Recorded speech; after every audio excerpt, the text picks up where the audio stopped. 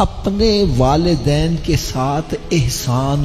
احسان کیا چیز ہے؟ احسان کس کو کہتے ہیں؟ اس کا میں آپ کو بڑا ایک آسان سی مثال دیتا ہوں. ہمارے حاجی صاحب تشریف فرما ہے، انہوں نے گھر کا کوئی کام کروانا ہو، اڈے پہ جاتے ہیں، ایک مزدور کو لے کر آ جاتے ہیں اور اس سے کہتے ہیں بھئی یہ 1000 اینٹ تو نے اوپر چڑھانی ہے اور ہم اس کے بدلے تمہیں 1000 روپیہ دیں گے. 1000 اینٹ چڑھاؤ گے 1000 روپیہ ملے گا. اب وہ 1000 اینٹ چڑھا دیتا ہے، آپ اس کو 1000 روپیہ دے دیتے ہو. یہ احسان نہیں ہے، یہ اس کی مزدوری بنتی ہے، اس کا حق ہے جو آپ نے اس کو دے دیا. احسان کیا ہے؟ اس کی مزدوری تو بنتی ہے 1000، آپ اس کو 2000 دے دو. جتنی اس کی مزدوری بنتی ہے اسے زائد دے دو. 1000 جو آپ نے دیا وہ اس کا حق ہے، وہ دے دیا. اب 1000 جو زائد آپ دے رہے ہیں یہ اس پر احسان ہوگا. رب تعالیٰ فرماتا ہے ماں باپ پر احسان کرنا ہے، تو کیا ہم ماں باپ کا حق ادا کر سکتے ہیں؟ ہائے ہائے ہائے. ایک بندہ تھا نا صاحب، اس نے اپنی والدہ کو کندھوں پہ اٹھا کر حج کروایا. یہاں میں ایک بات عرض کروں کہ حج کرنا ایک بڑی مشکل عبادت ہے، بڑا مشقت کا کام. یہ ایک علیحدہ بات ہے کہ اس کی نورانیت ایسی ہوتی ہے. اگر میں آپ کو کوئی مشکل کام دے دوں، آپ کو کہ یار میرے ابے دی بھی توبہ، آئندہ میں ایسا کام نہیں کروں گا. لیکن حج کر کے بندہ پھر کہتا ہے یا اللہ میں نے پھر بھی بلائی. یہ حج کی نورانیت ہے. حج کرنا ایک بڑا مشکل کام ہے. اور ایک ہمارے وہ بزرگ ہیں، وہ فرماتے ہیں شالا مسافر کوئی نہ تھیوے تے ککھ جنا تے پہاڑے ہو. یعنی جو مسافر ہوتا ہے اس کے اوپر ککھ بھی بڑا وزنی محسوس ہوتا ہے. یار حج میں جو سفر کیا جاتا ہے اس میں ککھ بھی بڑا وزنی لگتا ہے. تو جس نے اپنی والدہ کو کندھوں پہ اٹھایا ہو پھر حج کر رہا ہو، کتنی مشقت کا کام کیا ہوگا. تو اس نے آ کر کہا کہ میں نے کیا اپنی والدہ کا حق ادا کر دیا؟ کندھوں پہ اٹھا کے حج کروایا ہے. فرمایا ایک مرتبہ سردیوں کی رات تھی، تو نے بستر پہ پیشاب کر دیا، گیلی جگہ تجھے نیند نہیں آ رہی تھی، تیری والدہ نے تجھے سوکھی جگہ کر کے گیلی جگہ خوب لیٹ گئی تھی. فرمایا ابھی تو اس ایک رات کا تو نے حق ادا نہیں کیا. ماں باپ کا حق کیسے ادا کیا جا سکتا ہے؟ لیکن میں ایک دکھ والی بات کہنے لگا ہوں، ناراض نہ ہونا. حضرت صاحب ایک باپ ہے، کیا میں نے کہا 10 اس کے بچے ہیں، وہ 10 کی پرورش کر رہا ہے اور 10 مل کر ایک باپ کی پرورش نہیں کر پاتے. اگر باپ نے کسی کے گھر ڈیرا لگا لیا ہے، چیخیں نکل گئی، میرے کو لگا سارا محلہ ہی میرے والا آ رہا ہے، سارا خاندان ہی میرے والا آ رہا ہے، میں بچیاں نو پالا کہ ابے نو پالا. ہائے ہائے ہائے. اگر کسی نے کہہ دیا یار ابا تیرے کو ہوندا ہے ذرا کپڑے چنگے پوا دیا کر، اور تو لے جا پھر. ہائے ہائے ہائے. میرے آقا حضرت محمد مصطفیٰ صلی اللہ تعالی علیہ وسلم نے ارشاد فرمایا اس بندے کی ناک خاک میں مل جائے، خاک میں مل جائے، خاک میں مل جائے. 3 مرتبہ فرمایا. صحابہ اکرام لرز گئے، یا رسول کون ایسا بندہ جس کی ناک خاک میں مل جائے؟ فرمایا جس کی زندگی میں اس کے ماں باپ بڑھاپے کو پہنچ جائیں اور ان کی خدمت کر کے جنت نہ حاصل کرے، اس جیسا بدبخت بندہ ہی کوئی نہیں. میں اس کے لیے ایک چھوٹی سی مثال دینے لگا. یہ ہمارے بزرگ بیٹھے ہیں یہاں پر، یوں سمجھیں یہ جب یہاں پر آئے داروغہ والا میں، یہاں زمین بڑی سستی تھی، یوں سمجھو 1000 روپے مرلہ تھی. ان کے پاس پیسے بھی تھے. لوگوں نے کہا لے لو یار لے لو، اور پیسے کٹنے بعد جو دے دینا. انہوں نے کہا چھوٹو جی اچھے ویرانے جی کون آئے گا، نہیں خریدی. آج وہی جگہ کروڑوں کی بن گئی. اب یہ پچھتا رہے ہیں. حافظ صاحب میرے ہاتھ گولڈن چاند اور میں نے اویل نہیں کیا. اگر میں نے وہ گولڈن چانس اویل کیا ہوتا، جگہ خریدی ہوتی، آج میں بھی کروڑ پتی بنا ہوتا. اس سے پتا چلا گولڈن چانس بندے کے ہاتھ روز روز، تھوڑا سا اونچی آواز سے بول دو، گولڈن چانس بندے کے ہاتھ روز روز. ارے جس کی زندگی میں اس کے والدین بڑھاپے کو پہنچ کے اولاد کے لیے گولڈن چانس ہے، ان کی خدمت کرے سیدھا جنت میں چلا جائے.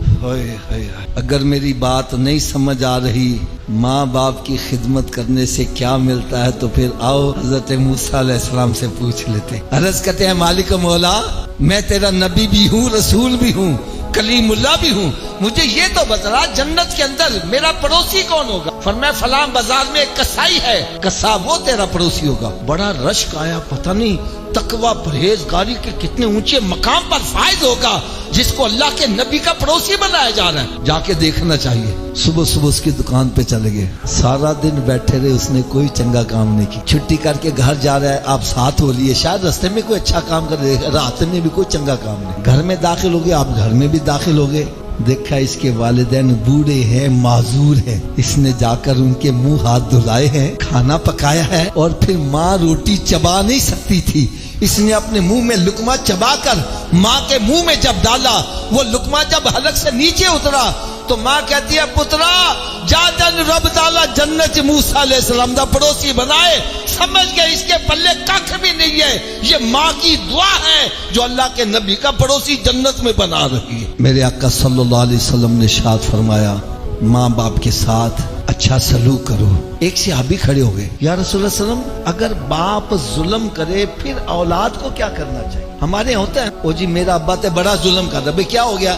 ایک پتوں نو سب کچھ دئی جا رہا ہے، میں نے پوچھ رہا ہی نہیں۔ عرض کرتے یا رسول اللہ صلی اللہ علیہ وسلم اگر باپ ظلم کرے پھر اولاد کو کیا کرنا چاہیے؟ اے آج کے نوجوانوں، آج کے مسلمانوں، ذرا کان کھول کر میرے آقا کا جواب سنو۔ میرے آقا صلی اللہ علیہ وسلم نے ارشاد فرمایا تیرا باپ ظلم کرے پھر بھی تیرا باپ ہے، تجھے اس کا ادب و احترام ہی کرنا ہے، تجھے اجازت نہیں اس کے گریبان پکڑ، تجھے اجازت نہیں اس کے ساتھ تو تکرار کر، تجھے اجازت نہیں اس کو دھکے دے کے باہر نکال، ارے تجھے تو اس کے سامنے اف کرن کی بھی اجازت نہیں ہے۔ آج باپ کو کہتے ہیں تو ابا تو انج کیوں کیتا ہی، دن میں انج کیوں ہویا، ماں انج کیوں کیتا ہی، ارے تجھے کس نے اجازت دی ہے؟ میرے آقا صلی اللہ علیہ وسلم نے ارشاد فرمایا تمہارے ماں باپ ہی تمہارے لیے جنت ہے، تمہارے ماں باپ ہی تمہارے لیے جہنم ہے۔ ارے یہ راضی ہو گئے تو رب راضی تو جنت ہے، یہ ناراض ہو گئے تو رب ناراض تو جہنم ہے۔ دیکھو بھائی آپ آزاد یہاں آئے ہو، میں آپ کو ایک بات کی کھلی اجازت دینے لگا ہوں، جو کچھ میں نے کہا ہے اگر غلط ہے تو کھڑے ہو کر میری اصلاح کر دو، میں سب کے سامنے معذرت بھی کروں گا، اپنے الفاظ بھی واپس لے لوں گا، اور اگر میری باتیں سچ پر مبنی ہے تو بھی دیکھو میرے ہاتھ بندھے ہوئے، میں سب کی خدمت میں عرض کروں گا اگر کسی کے والدین ناراض ہیں تو آج جا کے ان کے قدم پکڑ کے رونا شروع کر دو، مت تکرار کرو ابا تو نے ایسا کیوں کیا، بس رونا شروع کر دو، اتنی دیر تک چھوڑو ہی نہ جتنی دیر وہ دل سے تمہیں معاف نہ کرے۔ یار یہ کیا ہو گیا، آئے بیان سنا، ادھر سے سنا ادھر سے نکال کے دو، چلے گئے لنگر کھایا تو مچھا نو تا دیں دے آؤ گئے۔ ارے یہاں آنے کا مقصد یہ ہے ہمیں سیدھے راستے کا پتہ چلے، اور جب سیدھے راستے کا پتہ چل جائے پھر گریبان میں جھانک کر دیکھو سیدھا راستہ تو یہ ہے، میرا راستہ کون سا ہے؟ اگر میرا راستہ اس سے جدا ہے، ارے اپنے راستے کو یہاں سے تبدیل کر کے نکلو گے پھر یہاں آنے کا اصل فائدہ۔ یار ماں باپ کی خدمت کرنے سے کیا کچھ بندے کو ملتا ہے، میں ایک چھوٹی سی مثال دینے لگا۔ حضرت صاحب آپ 10 لاکھ روپیہ لگا کے حج کر کے آؤ، کتنے پیسے دی؟ کوئی گارنٹی ہے قبول ہے؟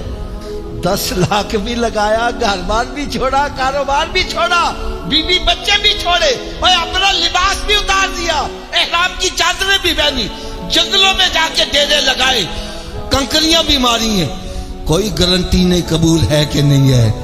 اور میرے آقا صلی اللہ علیہ وسلم نے ارشاد فرمایا جس نے اپنے والدین کے چہرے کو محبت اور پیار سے ایک مرتبہ دیکھا، رب تعالیٰ اس کو مقبول حج کا ثواب عطا کرے گا۔ اور حضرت جی اگر خالی دیکھ لینے سے مقبول حج کا ثواب ہے، ان کی خدمت کرنے سے کتنا ثواب ملتا ہوگا۔ جن کے ماں باپ زندہ ہیں ان سے دعائیں لیں۔ میں ایک کڑوی بات بھی کہنے لگا ہوں، میرے آقا صلی اللہ علیہ وسلم نے ارشاد فرمایا 3 ایسے افراد ہیں جن کی دعا رب تعالیٰ رد نہیں فرماتا، قبول فرما لیتا ہے۔ نمبر 1 ماں باپ کی دعا اولاد کے حق میں رد نہیں کی جاتی۔ نمبر 2 مسافر کی دعا مقیم کے حق میں رد نہیں کی جاتی. نمبر 3 مظلوم کی بد دعا ظالم کے حق میں رد نہیں کی جاتی. اب میری بات ذرا غور سے سننا، اگر ماں باپ کی دعا رد نہیں ہوتی تو بد دعا بھی رد نہیں ہوتی. حضرت صاحب میں نے اپنی ان گناہ گار آنکھوں سے دیکھا، ہمارے ایک عزیز تھے، ان کی والدہ کے ساتھ بن نہیں آتی تھی، تو والدہ نے اسے اتنا کہہ دیا، پترا جا تیری لکھاں چے چلے لیکن تیری کدی پوری نہ پوے. یار میں نے آنکھوں سے دیکھا لاکھوں پہ چل رہی ہے، پوری نہیں پڑ رہی. یار بندہ مر جاتا ہے، اولاد کے لیے پیچھے کوئی تنخواہ چھوڑ کے جاتا ہے، اور اس کا جب انتقال ہوا پیچھے اولاد کے لیے قرضہ چھوڑ کے گیا. اگر چاہتے ہو دنیا بھی سنور جائے آخرت بھی سنور جائے، اپنے ماں باپ کو راضی کر لو. اور اگر ماں باپ فوت ہو گئے ہیں تو میرے آقا صلی اللہ علیہ وسلم نے ارشاد فرمایا، جو جمعے کے دن ان کی قبر کی جا کے زیارت کرے گا رب تعالیٰ پھر بھی اس کو مقبول حج کا ثواب عطا کرے گا. فرمایا ماں باپ اگر فوت ہو گئے ہیں، ان کے عزیز و اقربا، ان کے دوست احباب، ان کے سہیلیوں کے ساتھ اچھا سلوک کرو. یہ راضی ہو گئے تو تیرے ماں باپ بھی راضی ہوتے چلے جائیں. اور ایک آخر میں نسخہ بڑا پیارا بتلا جاؤں، بڑا پیارا بتلاؤں. یہ میرا نسخہ جو ہے یہ گرہ کے ساتھ باندھ کے اندر رکھ لو. آج 3 چیزوں کا بندہ بڑا شدت سے متلاشی ہے. وہ کون کون سی 3 چیزیں ہیں؟ نمبر 1 وہ چاہتا ہے میرے پاس دولت زیادہ آئے. نمبر 2 چاہتا ہے میری عمر لمبی ہو جائے. نمبر 3 چاہتا ہے میں بری موت سے بچ جاؤں. ایسا ہی ہے نا؟ 3 چیزوں کی شدت سے بندے کو ضرورت ہے. لیکن کروڑوں درود کروڑوں سلام اس پیارے آقا صلی اللہ علیہ وسلم پر جنہوں نے تینوں کے لیے نسخہ ارشاد فرما دیا. فرمایا جو بندہ چاہتا ہے اس کی عمر میں برکت ہو جائے، عمر لمبی ہو جائے، جو چاہتا ہے اس کے رزق میں اضافہ ہو جائے، رزق زیادہ ہو جائے، جو چاہتا ہے بری موت سے بچ جائے، فرمایا اس کو چاہیے کہ صلہ رحمی کرے. صلہ رحمی کرے گا رب تعالیٰ سب کچھ عطا کرے گا. صلہ رحمی کیا ہے؟ خونی رشتوں کے ساتھ اچھا سلوک کرو، ان کو ملا کے رکھو. آج سکا بھائی بھائی کو نہیں بلا رہا، بہن بھائی کو نہیں بلا رہی، خاندان میں گروپ بنے ہوئے ہیں. تو ادھر چلا گیا ساڑھے کو گیا. ارے اسلام ہمیں یہ نہیں سکھاتا. اسلام تو یہ کہتا ہے 3 دن سے زائد قطع تعلق نہ کرنا، اگر کرو گے خاتمہ خراب نہ ہو جائے. اور صلہ رحمی میں سب سے ٹاپ کے اوپر جس کا نام ہے وہ والدین ہے. ان کے ساتھ اچھا سلوک کرو. اور یہ جو حاجی صاحب نے اس سال ثواب کی محفل کا اہتمام کیا ہے، میں اس کے حق میں ہوں. میں کیا ہوں؟ ساتہ ہو، چیلم ہو، گل ہو، برسی ہو، سالانہ ختم ہو، چھمائی کا ختم ہو، میں اس کے حق میں ہوں، مخالفت میں نہیں ہوں. لیکن اگر کوئی میرے دل سے پوچھے تو میں کہوں گا بھائی اصل اس سال ثواب یہ ہے کہ ہم سارے نمازی بن جائیں. ہم کیا بن جائیں؟ ہم سارے نمازی بن جائیں. آپ کہیں گے اس کا فائدہ کیا ہوگا؟ بھائی حاجی صاحب نے یہ جو سالانہ ختم دلائے روز روز نہیں دلائیں گے، سال کے بعد ہی دلائیں گے نا. اور اگر لاکھوں روپیہ خرچ کر کے آخر میں دعائی کریں گے نا. اور اگر نمازی بن جائیں، الحمدللہ نمازی ہیں، میں ویسے سمجھانے کے لیے کہہ رہا ہوں، نمازی بن جائے تو ہر بندہ روزانہ رب کی بارگاہ میں 5 مرتبہ حاضر ہو کے کہے گا ربنا اغفر لی. فجر میں، ظہر میں، عصر میں، مغرب میں، شام میں. میں کہتا ہوں آپ کے اس پورے علاقے میں جو سب سے بڑا کنجوس آدمی ہے اس کے دروازے پر 5 مرتبہ جا کے صدا لگاؤ، ارے اس کو بھی کچھ نہ کچھ دینا پڑ جائے گا. تو جو ارحم الراحمین کی بارگاہ میں 5 مرتبہ حاضر ہو کے بار بار تکرار کر رہا ہے ربنا اغفر لی ولوالدی، میں کہتا ہوں رب تعالیٰ اس کے ماں باپ کی قبر کو جنت کے باغوں میں باغ کیوں نہیں بنائے گا. اللہ تعالیٰ سے میں دعا کرتا ہوں اللہ تعالیٰ ہم سب کو 5 وقت کی نماز ادا کرنے کی توفیق عطا فرمائے. ایک چلتے چلتے اور بڑی پیاری بات بتلا جاؤں یار. ایک حدیث پاک میں آتے الصلاۃ مفتاح الجنہ، نماز جنت کی چابی ہے. نماز جنت کی، تھوڑا سا اونچی آواز سے بولو، نماز جنت کی. حضرت جی چابی تو بغیر تالا کھولو گے؟